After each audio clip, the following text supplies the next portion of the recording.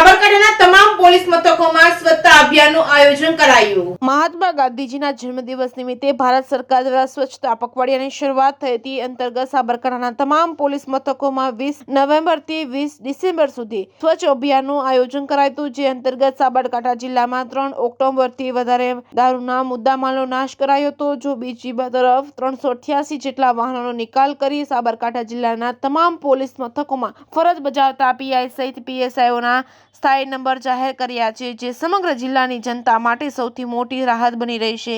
એક તરફ કેન્દ્ર સરકાર દ્વારા સ્વચ્છતા પખવાડિયાની અભિયાન સ્વરૂપે શરૂઆત થઈ છે, ત્યારે સાબરકાંઠા જિલ્લામાં 20 નવેમ્બરથી 20 ડિસેમ્બર સુધી સ્વચ્છતા અભિયાન દરમિયાન સાબરકાંઠા જિલ્લાના તમામ પોલીસ મથકોમાં સાફ સફાઈ તેમજ રંગરોગાન બિનજરૂરી મુદ્દામાલનો નાશ કરાયો છે। જે અંતર્ગત સાબરકાંઠા જિલ્લાના 15 પોલીસ મથકોમાંથી 3 કરોડ 20 લાખ જેટલા મુદ્દામાલનો નાશ કરવામાં આવ્યો છે। સાથોસાથ 388 જેટલા નાના મોટા વાહનોનો નિકાલ કરી મોટા ભાગના તમામ પોલીસ મથકો સ્વચ્છ કરી દેવામાં આવ્યા છે। સાથોસાથ સાબરકાંઠા જિલ્લામાં આજથી તમામ પોલીસ મથકોના પીએસઆઈ તેમજ પીએસઓ માટે સ્થાયી નંબર જાહેર કરાયા છે। જે અંતર્ગત હવે કોઈ પોલીસ કર્મચારીની બદલી થશે તો પણ નંબર એ જ રહેશે, જેના કારણે કોઈ પણ વ્યક્તિને પોતાની ફરિયાદ સરળતાથી કરી શકે છે।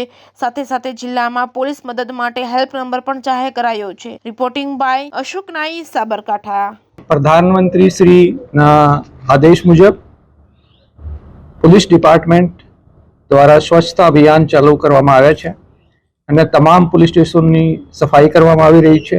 મુદ્દામાલના નિકાલ, વ્હીકલના નિકાલ, પછી રેકોર્ડના નાશ, એ તમામ કાર્યવાહી તમામ જિલ્લાઓમાં ચાલુ છે। અને આજે અમે હિંમતનગર પોલીસ સ્ટેશનની વિઝિટ લીધી છે અને હિંમતનગર પોલીસ સ્ટેશનમાં પણ 3 કરોડ જેટલા મુદ્દામાલના નિકાલ કરવામાં આવ્યો છે।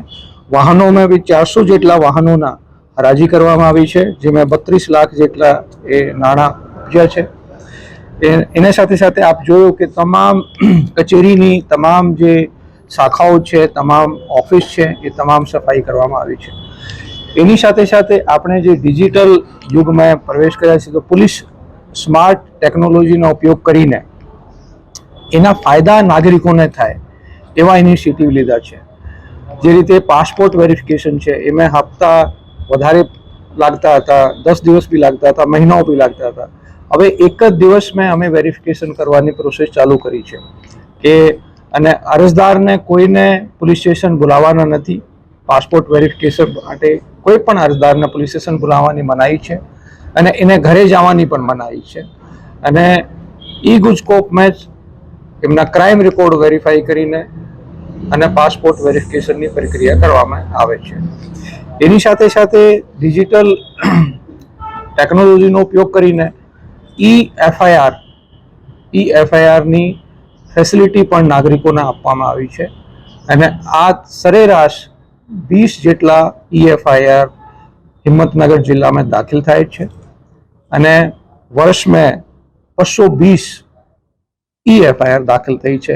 એ નાગરિકોને મોટી રાહત મળી છે, જેમાં પોલીસ સ્ટેશન આવવાનું થતું નથી અને જેમાં એને પોલીસ સ્ટેશનમાં રાહ જોવું પડતી નથી। પોતાના મોબાઈલથી પોતાના વાહન ગુમ થયા હોય, પોતાના મોબાઈલ ગુમ થયા હોય તો મોબાઈલ ફોન ઉપરથી અથવા કમ્પ્યુટર ઉપરથી ઈ એફઆઈઆર ફાઇલ કરે છે। કોર્ટની નિર્દેશ મુજબ પોલીસની જે પણ કોઈ પણ ગેરવર્તણૂક હોય, કોઈ પણ ટીઆરબી વાળા કોઈ લાંચ માંગતા હોય તો એના માટે હેલ્પલાઇન પ્રસિદ્ધ કરી છે। 100 નંબર ઉપર તમે કોઈ પણ ગેરવર્તણૂક હોય એની ફરિયાદ કરી શકો છો અને કોઈ પણ ટીઆરબી વાળા લાંચ માંગતા હોય તો એને 1064 1064 ઉપર કોઈ પણ નાગરિક ફરિયાદ લખાવી શકે છે અને એના ઉપર કડક કાર્યવાહી કરવામાં આવશે। હા, પછી એક તકલીફ પડતી હતી પહેલા કે ઇન્સ્પેક્ટર બદલાઈ ગયા, પીએસઓ બદલાઈ ગયા, તો એના મોબાઈલ નંબર પણ બદલાઈ ગયા। એટલે નવા પીએસઓ, નવા ઇન્સ્પેક્ટર આવે છે અને એના મોબાઈલ નંબર બદલાઈ જતા હોય છે। તો ડીજી સાહેબના એક ઇનિશિયેટિવ મુજબ હવે પીએસઓને અને પોલીસ ઇન્સ્પેક્ટર જે થાણા અમલદાર છે એના નંબર ફિક્સ કરવામાં આવ્યા છે। ભલે ઇન્સ્પેક્ટર બદલાય, ભલે પીઆઈ બદલાય, ભલે પીએસઓ બદલાય, પણ નંબર જે છે એ પોલીસ સ્ટેશનના પીઆઈના અને પીએસઓના પરમાનન્ટ રહેશે।